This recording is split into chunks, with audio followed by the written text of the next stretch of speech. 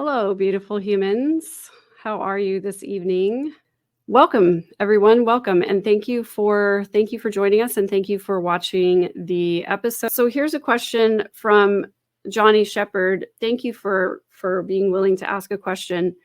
Megan, when I was young, I rarely cried. I am 58 now, and I can't seem to control that anymore. Do you have any idea as to why that's happening? I'm really glad you asked this question because I get this every once in a while, not exactly in this same way, but people ask me from time to time, like, why am I crying so much? How do I stop myself from crying? Is there a way for me to keep myself from crying in a public place? Or I even had another friend who is a singer wanting to know how they could keep themselves from crying at a funeral. I have lots of thoughts about this. First of all, I don't think crying is a bad thing at all. In fact, I think it's a very, very positive thing.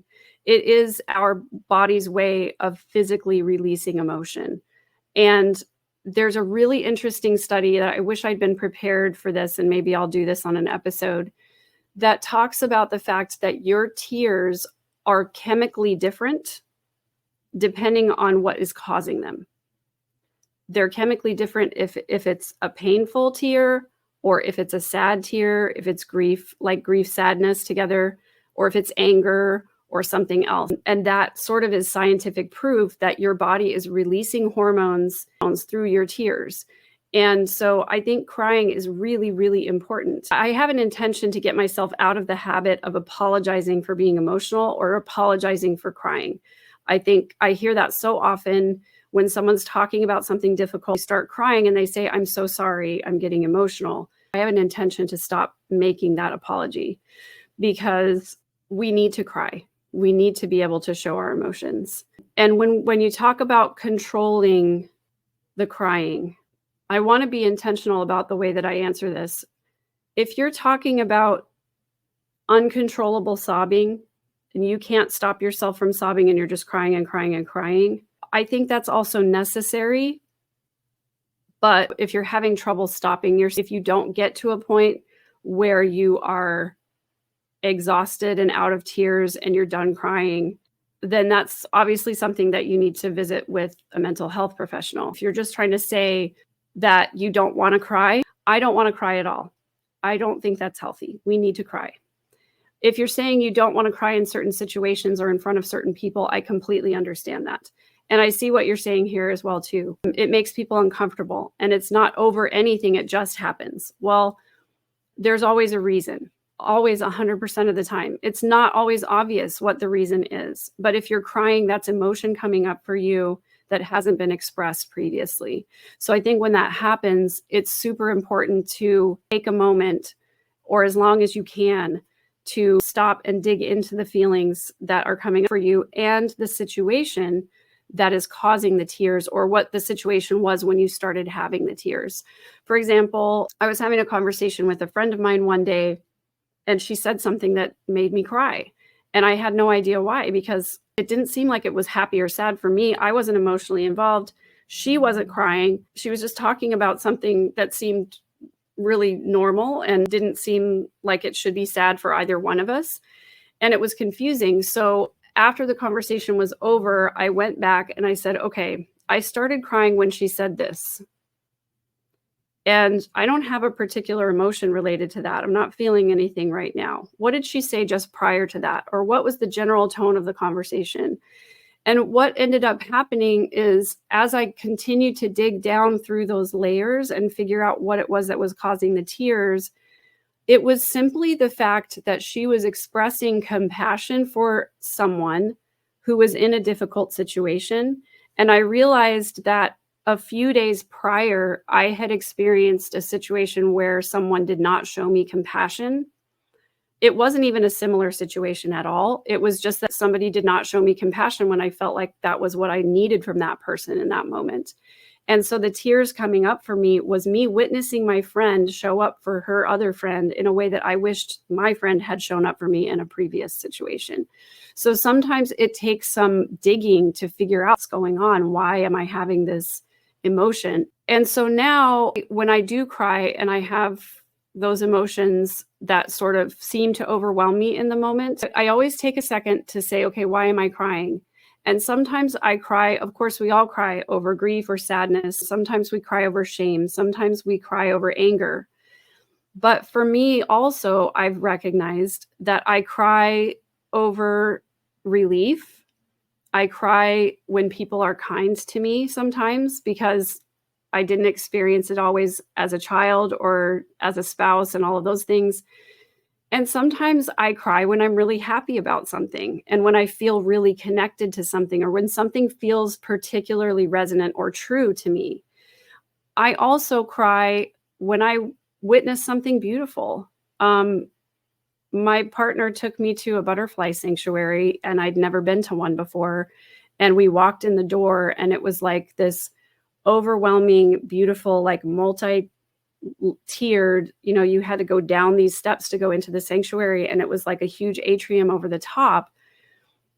And there are butterflies everywhere and beautiful flowers everywhere and waterfall running. And, just the sights of that just overwhelmed me. And I just cried. I cried for like 10 minutes while we were in there just witnessing that beauty. I cried the first time I saw the Mona Lisa in person. I've allowed myself to get to the place where tears come naturally for me and where I welcome them and where they don't always mean something bad or negative. I want to just honor the fact that all of us are in a different place in that journey, and it's a difficult place to get to where crying becomes normal and healthy and acceptable, especially if it's been shamed, especially as if you were told as a child not to cry. If you're a man in human society, crying has been stigmatized. And so it takes all of us a different amount of time to get to the place where we're comfortable crying. And that's the place where I hope everybody can get. It is really good to cry. And yes, sometimes uncontrollable crying is related to brain function, which is why I say it's important to get the advice of a medical professional, a mental health professional. I would suggest mental health professional first, or a medical professional who is compassionate about mental health issues, psychiatrist possibly, or somebody who's trained. That's why I said psychiatrist, because they're trained medically as well as, mental health at the same time. And then Beverly, this is such a good point, and I really want people to understand and absorb this. Crying only makes people uncomfortable who are uncomfortable with human emotions themselves. This is a battle I stopped fighting with my family members who couldn't handle it. And this is something I think not enough people understand.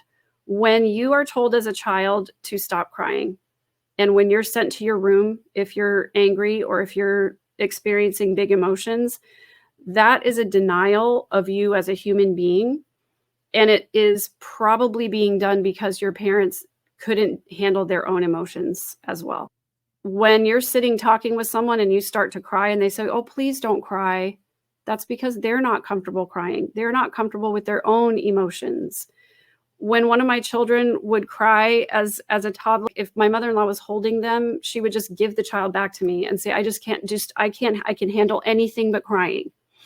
Obviously she couldn't handle her own emotions. And so it's just so important. Went to mental health and they said, it's just fine. My blood work comes back with no hormonal issues. So, Johnny, if you're willing to share, I would love to hear. Well, I mean, this explains it right here. You got a beating as a child if you cried. So of course you're going to feel uncomfortable crying now. It makes complete sense that you would want to stop yourself from crying. I just want to challenge you. I know that's so hard to dig through because I went through the same thing. I would like to recommend to you the book Running on Empty by Jonice Webb. She talks about childhood emotional neglect. She's done a lot of work in that area. And she talks about the fact that if you're not allowed to express your emotions in healthy ways as a child, it leaves you feeling very empty and it leaves you with a specific set of symptoms. And being beaten for crying is, first of all, never okay. And also a part of sort of the silent generation and the boomer generation. That's how they dealt with crying children. You either got a beating or you got sent to your room or you got told not to cry. And I think somebody else made the comment, do you want me to give you something to cry about? I'd get a harder whooping if I cried. Those things put us in a position where we were uncomfortable expressing emotions, uncomfortable crying, apologizing for crying. Those are the things that we have to work through, right? So it's been really difficult. So I would hope that you can find a mental health professional who doesn't just say it's fine if you can't stop yourself from crying. Find someone who can be compassionate about why you want to stop yourself from crying and explore those ideas yourself. Why is it that you want to stop yourself from crying? And what would you like to do instead? Is it because you're trying to still keep yourself from getting that beating, whether it be out in public? Are you afraid that people are going to judge you or be uncomfortable with you if you're crying? And if that's the case, if we can get to a place where crying is good for me, I want to be able to cry when I feel emotions. And if it makes you uncomfortable, that's not my fault and it's not my problem to fix. That's the uncomfortable person's problem to fix. We cannot be responsible for other people's emotional responses. That's not our job. Our job is to be responsible for ourselves. We cannot change anyone else. So this is something I'm really passionate about. Obviously, maybe I need to do a whole episode on crying because it's something I think that's important to talk about because it's so stigmatized. Ravina is saying, I've been married 30 years and never saw my husband cry until 2 years ago. We both love music and I heard a song and put it on our playlist. We add to it when we want each other to hear it. That's wonderful that you guys found this song to connect over. I think that's wonderful. I too was married for 22 years to a man who I saw cry 2 or 3 times. And I don't think it's healthy. And I don't think that it's almost impossible to bond with a partner who can't express their emotions. So I think it's an important place to get to where you guys can express emotions to each other. Oz says crying regulates our emotions, our bodies. Stress hormones are released from our bodies, i.e. cortisol when we cry. And absolutely 100%. If you have high levels of cortisol, it's going to affect your sleep. It's going to affect your mood. It's going to affect your ability to lose weight. It's going to affect so many things in your life. Crying can get that out. Kathy says there are songs from my past that bring tears, not always sad, just memories. And that's wonderful. Oh, Ravina, I'm sorry to hear this part of it. He loved the song, but said he'd never listen to it again because it was too much for him to deal with. I'm so sad to hear that. There's obviously something in that song that triggered an emotional response for him. That's something he needs to dig into more. And, it's such a human response, right? All of us sort of have this knee-jerk reaction that if we feel a negative emotion, if we feel sad or if we cry, that we should push that away because we don't want to feel anymore. It makes us uncomfortable. It feels icky. We just want to be happy. And we have this social stigma that we should be happy all the time. And it's just not reality. And I want for people to get more comfortable having real emotions, even in public places, and to it's just okay. And especially with the people that we love and we care about, we have to be willing to connect with them by showing our real emotions and not just having that superficial thing of like, oh, I'm fine. It's not a big deal. Don't worry about it. I can't tell you the number of times that I was in church, especially just weeping. And people would come over and say, are you okay? And I would be like, I'm all right. I'm all right. I'll handle it. It's okay. I'll deal with it. Just pushing people away rather than accepting their care and concern for me. I think it is important to find people that you trust. So I wouldn't just spill my guts to a stranger, right? But if one of my friends had come up to me and said, are you okay? What's going on? I would say, no, I'm not okay. Can we go talk somewhere? See better. Thank you. I think allowing ourselves to feel is a huge step forward. Yes. Just allowing ourselves in our private moments to feel the emotion we're feeling and to not immediately go to a numbing behavior, not immediately push it away. Just that is a huge step forward. That small change. Kimmy Joe says, I went for so many years, all bottled up that now I can cry over some of the silliest things. It can make me laugh now too. And I think that's a great place to get. And that's what I'm striving for too, is, to be able to just cry and say, wow, that's something that you said just really hit a nerve with me.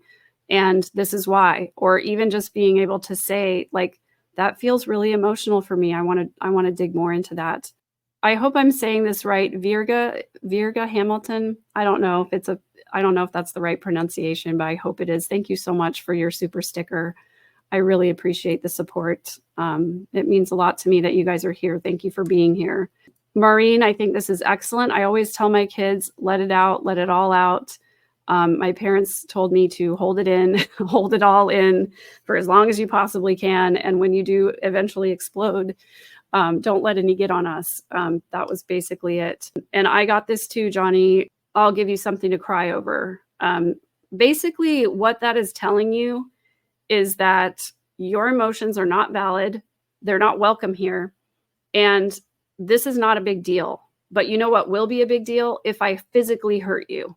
If I physically hurt you, then you're going to cry. It's the threat of getting a beating. That's terrible. It's so awful that our parents did this to us. I love what my daughter does now, my oldest daughter. When her son is having a meltdown, my grandson, she says, you are having some really big feelings, and it is okay for you to have big feelings right now. Those feelings are, coming out, and that's okay. Beverly, thanks for being here. Again, I didn't used to be a crier either. Cry when I see the sweet stickers, decals at my veterinarian's office. Yeah, seriously, sometimes just things like that. My kids and I, were on this trip to see my daughter. We drove up here. We were in the car for 2 days straight, and my kids love the Hamilton soundtrack, and we were listening to it and singing along and having a great time. And I noticed that some of the songs, this was my son's playlist, I noticed that some of the songs had been skipped. And there are some little songs in there that are kind of inconsequential. Some of them are sort of annoying, so we just skip them because we have our favorites, right? And at the end of the musical, I said, you didn't play It's Quiet Uptown, which is the song that gets played after his son dies. There's no spoilers here, guys. This happened back in the 1700s, okay? And then at the end of the show, there's a song where Eliza talks about Hamilton's accomplishments throughout his life. And I said, wait, we like those songs. Why did you skip those? And he said, oh, this is the no sad songs playlist. And I said, no, forget that. Put the sad songs back on. We're going to listen to all of them. And then we sat there and listened to them, and I cried while I sang. It's beautiful to be able to express emotion, to feel something is to be human. It is what sets us apart from all the other organisms on the planet. The ability to feel emotion, to feel compassion. When you feel compassion towards somebody and their negative experience makes you cry, there is nothing more human than that. There's nothing more beautiful than that. And what a tragedy it would truly be if we as human beings decided to shut down the most human part of ourselves. That's sad. That's profoundly sad to me. Emotions are beautiful. Crying is beautiful. I don't always look beautiful when I cry, but our ability to be human and to express those emotions is really beautiful. Johnny, I'm really sorry to hear this. You've been to 4 providers and they haven't helped you. I would love for you to reach out to me and let me help you find some resources that can help you specifically with what you're having, with what's going on with you. I feel like it shows weakness, and I prefer to cry in private. It's not weakness. It's actually the opposite. The ability to be vulnerable in public in front of strangers is one of the strongest things that you can do. Because if you think about our lizard brain, the part of our brain that's hardwired for survival and only cares about survival, the lizard brain wants to protect us from vulnerability at all times. Because if we're seen as weak, then we're prey. If we're seen as weak, then it's possible for us to be harmed by another tribe, another human, another animal, something like that. I understand the desire to cry in private. I understand that being a preference, and it's important to honor that about yourself. I would love for all of us to get to the place where we realize how much strength it takes for us to be vulnerable in public, in order for us to show that we have feelings, in order for us to show that we can connect with other human beings, that we do have the capacity to feel deeply. That is not weakness, that is strength, 100%. And if anybody believes differently, I would just challenge you to go and find some people that you admire, that you've seen cry in public, and see what you think of them. When I have seen people grieving for their loved ones and they're up in front of a crowd giving a eulogy for somebody that they love and care about, somebody that they've lost, and they're trying to make it through that eulogy without crying, I feel tense and anxious for them. When I see someone getting up there and actually crying and letting their emotions out, I think it's brave. I think it's strong. And the reason I can think that way is because I've done the work on my own emotions to know that showing my emotions makes me stronger, because I can deal with my emotions. The people who are weak are the people who can't deal with it, the people who can't stand to see someone else cry. That's the part that is weakness. Why is it weakness? Because you have unresolved emotional issues. You have unresolved pain that's still hurting you, and it's making you weaker. Not that weakness is a bad thing, because we all are weak on many levels as human beings. But when your emotions, when your unresolved trauma, your unresolved wounds are hurting you, and that's making you weaker, it's diminishing your ability to be the person that you truly are at the core. That strong, capable, confident, connected, creative person who really lives underneath the layers of all of that pain and trauma. I hope I'm making sense. I do get passionate about these things, and it's kind of why I wish I had done an episode about it, because writing an episode and then being able to speak about it after I've written about it, then my thoughts are really a lot more cohesive than they are right now. So Margaret, thank you so much for becoming a member. I really appreciate that. It supports the channel really well. Those of you who have the capacity, I would love it if you would like. I would love it if you would share the episode with someone who needs to hear it.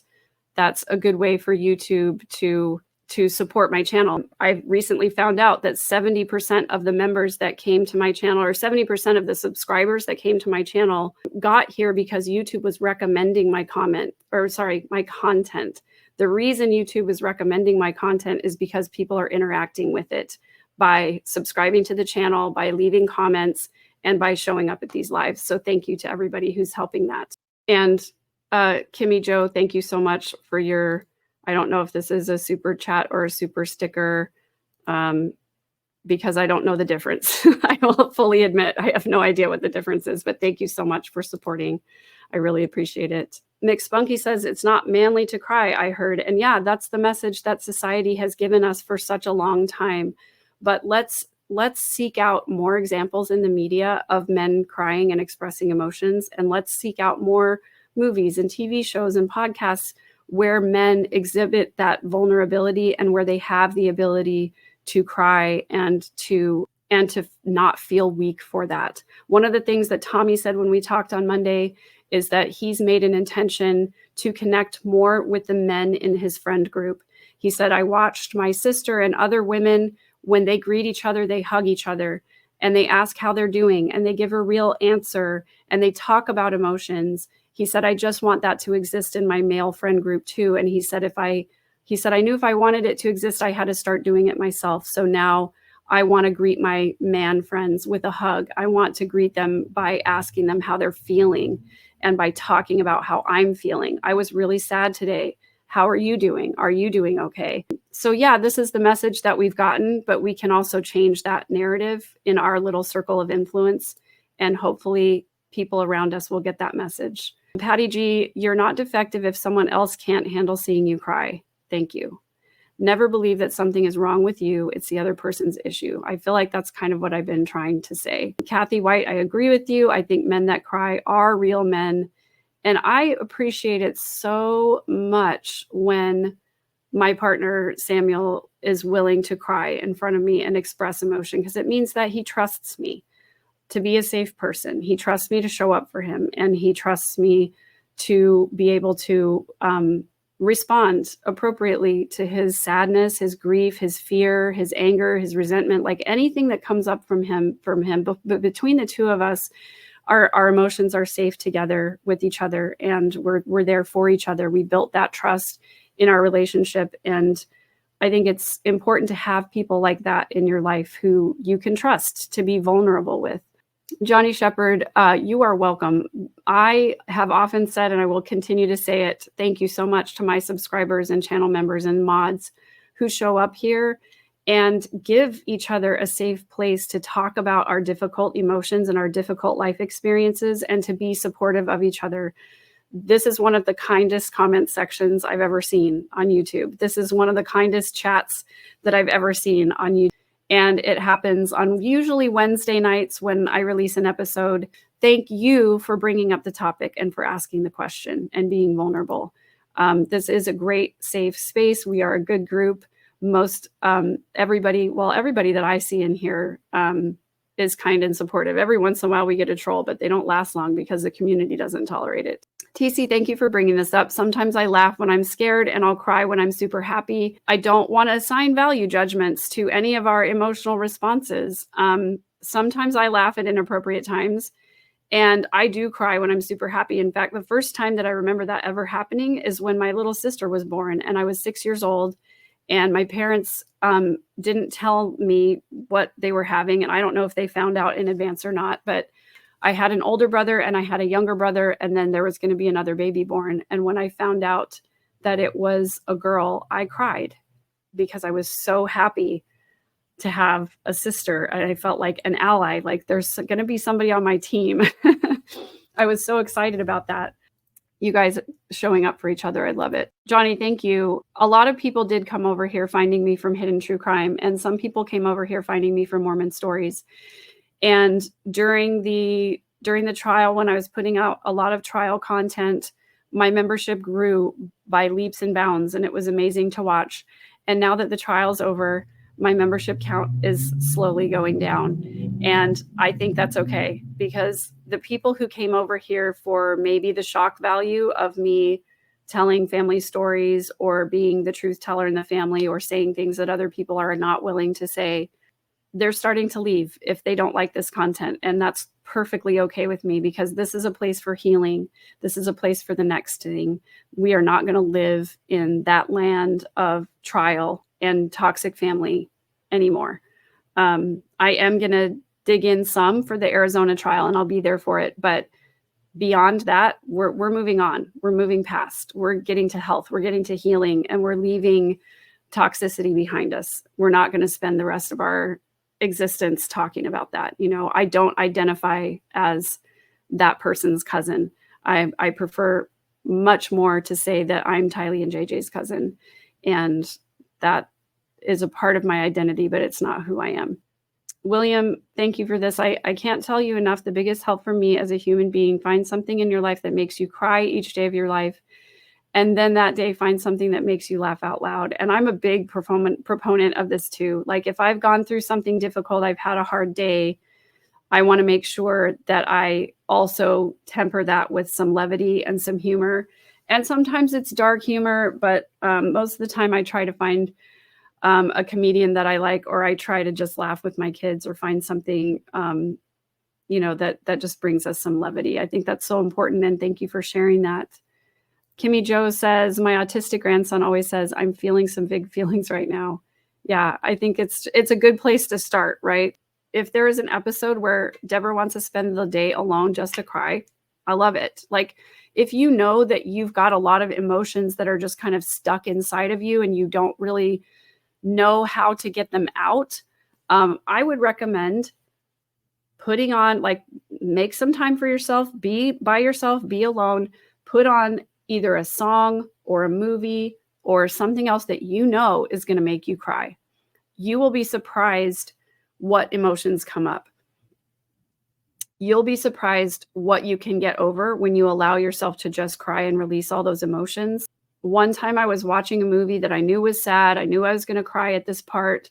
Later on in the movie, I started crying again and I couldn't figure out what was happening. And I was shocked at what kept coming up for me when I allowed myself to be triggered into a crying episode. And then I like had my cry, fine, whatever. And then 10 or 15 minutes later, I was crying again and I didn't know why. And when I started to dig into it and articulate it, I was really surprised at the reason that I was crying. And the fact that that movie brought that up for me, that didn't even seem connected at all. But you know, intuitively right now, if I told you, close your eyes and think about something that's going to make you cry, you could all do it. You all could. So when you're ready and you have some time to yourself and you're able to, go and think about that thing that's going to make you cry. And just think about it. Just keep thinking about it until that emotion all gets released.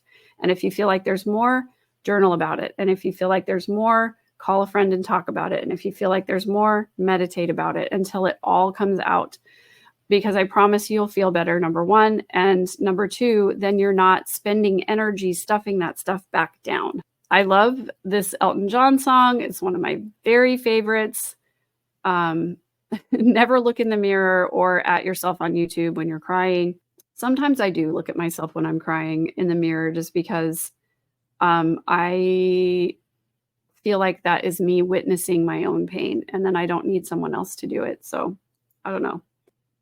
TC, beauty makes me cry and fear can make me laugh because I kind of go out of body and it's like a movie and it makes me laugh. Interesting. Yeah. There are many, many times that I have a laugh response when it feels weird or wrong for it. So no, we shouldn't judge ourselves for whatever we have. I'm a sympathetic crier as well. I've gotten a little bit better about it because I don't want it to become about me. If someone else is crying, I try to just be present for them and just witness what they're feeling and try to ask them questions if they're comfortable with that to maybe help them dig into it a little bit.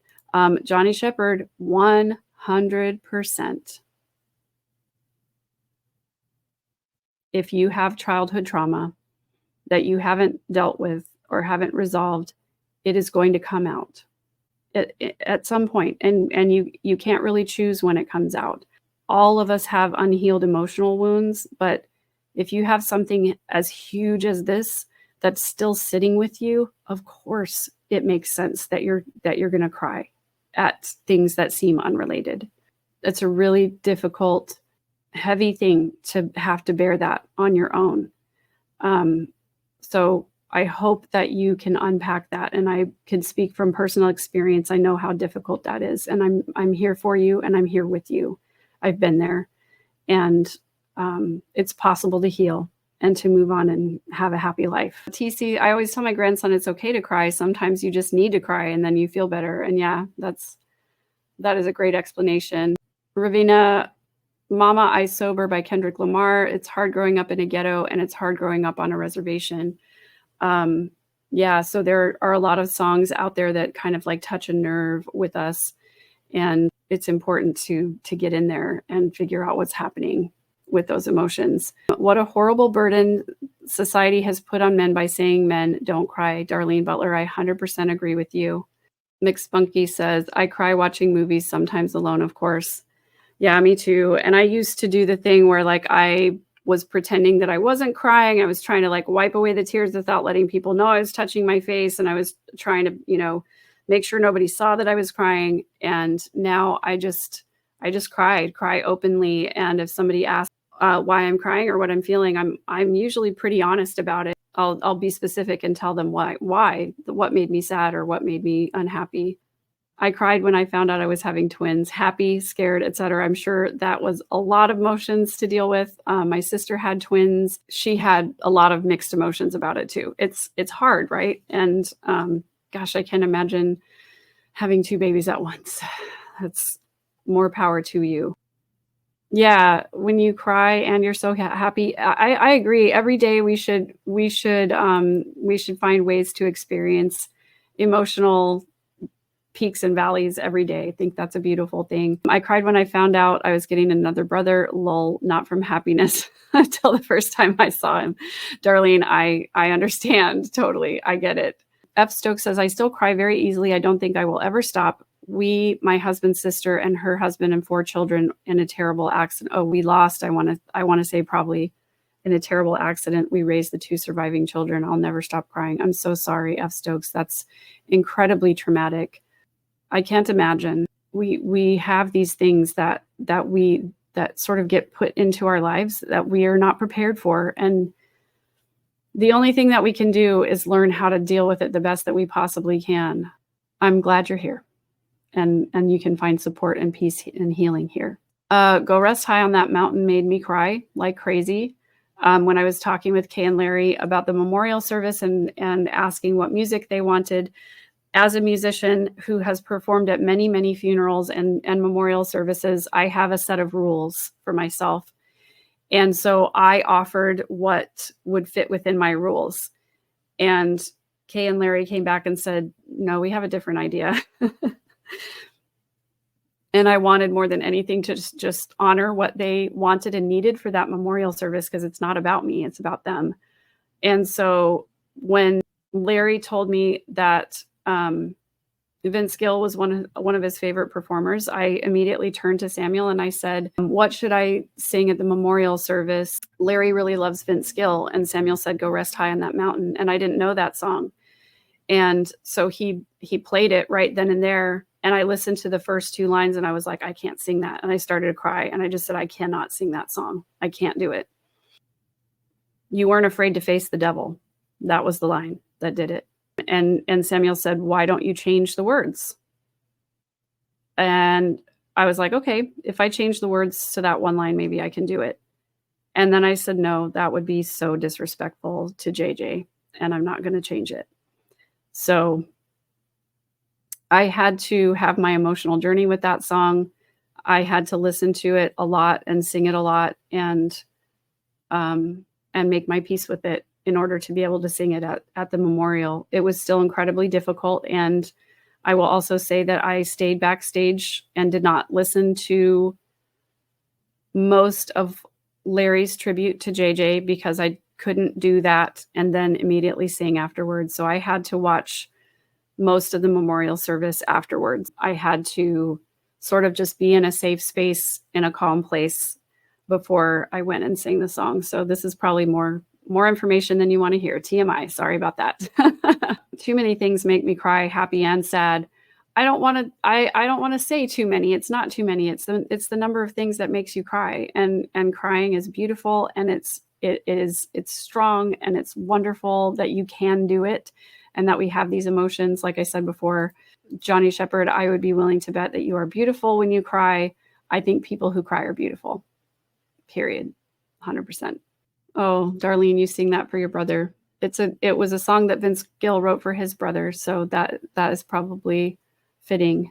Thank you for this, William. I don't consider it a tough job. I don't know what you consider a tough job, but I consider it a calling, and I consider it a privilege to be able to be in a place where I'm healed enough to be able to help other people heal. I think that is a privileged place to be. I asked for this. I literally made this channel. I literally started making these episodes. Like, I could have stayed silent, and I could have decided not to talk about it. And I thank you for your appreciation. But to me, it's not a tough job. It's just the job that needs doing. And it's a job I can do. So I'm going to do it. And I'm going to keep crying while I do it. Thank you, Darlene. This is kind of you. Diane Green, I used to love watching movies with my dad. He would often cry and other family members would make fun of him. I just told them he's a real man and he was the gentle and kind. My mom never cried. That's very telling. I think that is, I think that's beautiful. A beautiful tribute to your dad. Kathy White, so uplifting to have, so refreshing to have an uplifting podcast. That is what I'm hoping. I'm hoping that this is going to be, there's been so many times when I was like, I just want to listen to something positive. And I've already listened to, like 99% of Brene Brown's podcast. So where else in the universe is there something positive? And so I just decided to make it for myself. So I hope that it's helping people. See Better getting ready for first time support Zoom meeting. Awesome. Any ideas on how to calm myself and actually do it? I think See Better, if you can take a few minutes to just sit with yourself, do some deep breathing, notice how your body is feeling, and then think about doing the support group and notice what feelings come up for you. And then notice if you're feeling like tension or tightness in your body. Try to breathe through and release that tension and tightness. And then just give yourself some affirmations that you're doing the support Zoom meeting as a means of healing and of doing something good for yourself and of showing up for yourself, and just talking to yourself kindly and saying it's okay if it's painful and difficult. It's okay if it's uncomfortable. It's okay if I have emotions come up during this. Whatever happens is okay, because it's what needs to happen in order for me to heal. So I'm going to say that again, taking deep breaths, thinking about doing the hard thing, noticing what emotions come up for you, noticing where you feel tension and tightness in your body, releasing that tension and tightness, and then telling yourself that whatever happens during the support meeting is okay, because it's what needs to happen for you to heal. Give yourself the validation that whatever happens is okay. It's okay to feel uncomfortable or emotional, whatever you feel, it's okay.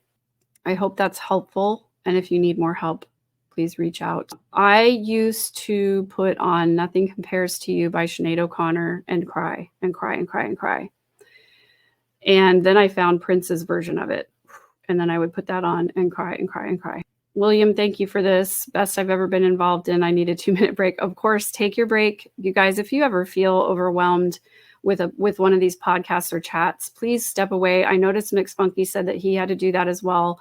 Please step away, take care of yourself, take care of your emotions, come back when you're ready. And if you're not ready to come back today, tomorrow, the next day, next week, it's okay, as long as you're taking the steps that you need to take care of yourself and heal. I really, really appreciate you guys being here and showing up for each other. TC, I'm an intuitive empath. I can pass people on the street and feel them if they're sad, and I always wish them good things as I pass them. Then I'll look back, and sometimes they look back too and smile. I'm a big believer in the energy that we put out. We all have a frequency and a vibration to us, and it changes depending on our mood and how we're feeling. That's a scientifically proven thing, you guys. So thinking about positivity and positive energy and sending that positive energy towards another human being, I really think people do feel that. It's how the room changes when a certain person walks in. And I think most of us notice it more when it's a negative feeling than when it's a positive feeling. Maybe that's just me, or maybe it's the way that we're hardwired to perceive a threat. Thank you for the kind words about my singing and the Ave Maria. I really appreciate it, you guys. Singing at a funeral is never going to be my best singing, and I'm always going to feel a little bit sad that I can't give my best to at a place and time when I really want to. But I think the fact that I can be more genuine with my emotions is important too. So I try to make peace with that. William, I'm trying to make my peace with what I saw in the Daybell case. I'm now 30 miles from Moscow and the Idaho 4. I definitely need help getting through this. This is the right place, William. Thank you for being here. It's so tough to unpack watching people be so cruel to other people and the outcome and the ripple effect of all of the victims, living and dead. It's such difficult work to do. All I can say is that we're a supportive place, and I try to talk people through my healing journey because I'm hoping that it will help other people have some tools. I also think that talking out loud about it is really important if you have a person that you can talk to about what feelings are coming up for you. And if you need a professional therapist because you have trauma, I think that's important to do that work too. But just finding a friend or a community that you can talk with about your feelings is a really, really important place to start. And being here in the chat is a great place to start. So I'm glad you're here. Hormone replacement therapy has a lot to do with emotional release and crying. Our emotions have a big role to play. hormones have a big role to play in what emotions we're feeling. And that's not just for women, it's for men as well. Phases of the moon have to do with it. There are a lot of things that affect our emotions. And I think it's important for me personally, anyway, when I'm feeling something that I perceive as a negative emotion, it's important for me to first ask myself some questions. Is this a genuine emotion, or is it coming out of a wounding? Have I been kind to myself? Have I been taking care of myself? Have I been eating and drinking my water? And if I'm not taking care of myself, that's going to affect my emotions too, right? So I hope that you give yourself some grace, that hormones are a big deal and play a big role in the emotions. Raylan, I'm sorry to hear this. Crying the loss of a beautiful, caring sister in Christ. The text was abrupt, a little less bright. Is this world without her here? Saying this in a public forum and honoring her in that way is a great tribute and a great way to start healing. I love it. La Mesa, I think surviving a direct lived trauma, violent crime, or being a person very closely linked fully alters you. But if you're willing to dig deep, you can bear down, not only not lose yourself, but gain. And I agree. And this is exactly how I feel about what I'm doing here now, is that I could have decided to just say nothing and have these tragedies continue to affect me in negative ways. But my way of healing was to talk about it and to have the conversation about having healthier religions and healthy family systems and healthier relationships by identifying and calling out harmful behaviors when they happen, and by healing our wounds so that we don't then go on and wound other people. And it's something that I will continue to talk about for as long as I have breath. I'm glad that it's healing for you. I hope it is for everyone. Thank you for being here. I identify with this comment as well. Me and social media don't always fit. I try to make it as healthy a place as I can for myself. Yeah. So William, this is a good comment to make. Thank you. I just want to heal. East Idaho News simply does not make that possible with all the interviews and media attention. And I will just say, like, if there is a particular channel that is troubling you, that has content that's triggering you or making you feel so much negativity that it's overwhelming you, please unsubscribe and walk away for a while. And I would say the same thing if somebody comes to my channel and they're having huge, difficult emotions that they can't manage. Walk away, take a break, take self-care, go talk to someone about it. There are other places that you can get your news, and we're here for you as well. I'm glad that the trial's over, but the coverage doesn't stop, right? Because they're going to take advantage of interviewing everybody that they can and trying to cover all their bases here. And I understand that. And I think it's necessary coverage for some people, but it's not necessary for everyone. And if it's not making you feel good, it's not necessary for you. So I hope you'll take care of yourself in that way. I'm getting texts that I'm going to be needed here in just a second. Before I wrap up, I am going to read a couple more comments, but before I go, I just want to say thank you so much to everyone who's been here this evening, this afternoon, whatever time it is where you are. Thank you for showing up and supporting everybody in the chat. If you can, please like the episode and share it with someone who needs it. If you can, please subscribe to the channel, turn your notifications on. I just really wish you guys all healing and positivity in your lives. And I think it's important to have these conversations. And yes, everyone is going to take their own journey at their own pace. And we have to hold space for that, because there was so much time in my life when I was an unhealthy person and I said things to people that I'm sure hurt them. And I treated my children in ways that hurt them. And I did things to myself that was not kind to myself. Like, we just have to give ourselves and each other grace and space to be where we are, and then to just take the next step to heal. La Mesa, I really believe the dogmatic principles drilled into them throughout most Mormon practicing families really damages people's ability later in life to face difficult things. Secrets are encouraged. That's 100% right. And it's one of the reasons why I've been able to heal, I think, from this tragedy in different ways than some of my family members, is because when you're still ingrained in that high demand religion and you haven't taken a look at the harmful aspects of that, you're still going to try to fit everything into that box where it makes sense within the religion, and healing is not part of that. Secrets are encouraged. They're part of the culture. And as long as you have secrets, you're going to have unhealthy people. I love finding other people have shared so many experiences, making me feel like I found my tribe. And me too. I will only be completely vulnerable with people that I trust. And I think it's important. This right here is 100% why I started talking in the first place. When people don't take accountability for their actions and when they're not held accountable by the other family members support them. It is problematic. And I think it's part of how Lori got where she was. Yeah, we're all glad you're here, McSpunky. Thank you so much for being here. We love your contributions. So many wonderful contributors tonight. Thank you so much for being here. Thank you for being here. This is a beautiful place because of you, because of how you guys show up. I love that. Thank you so much. Thank you, everybody. Appreciate you guys here. This has been a great unpack, and it's been healing for me too, and releasing some emotion and everything. Yes, thank you so much to my wonderful mods who show up at the drop of a hat when I get a whim to do a lot. Authenticity is always my goal. I just hope that it's helpful to people. It sounds like it is for some people. And yes, you're right. Denial is a river in Egypt, but it's also a real problem for a lot of us. And a lot of us have to learn how to get through it. Okay.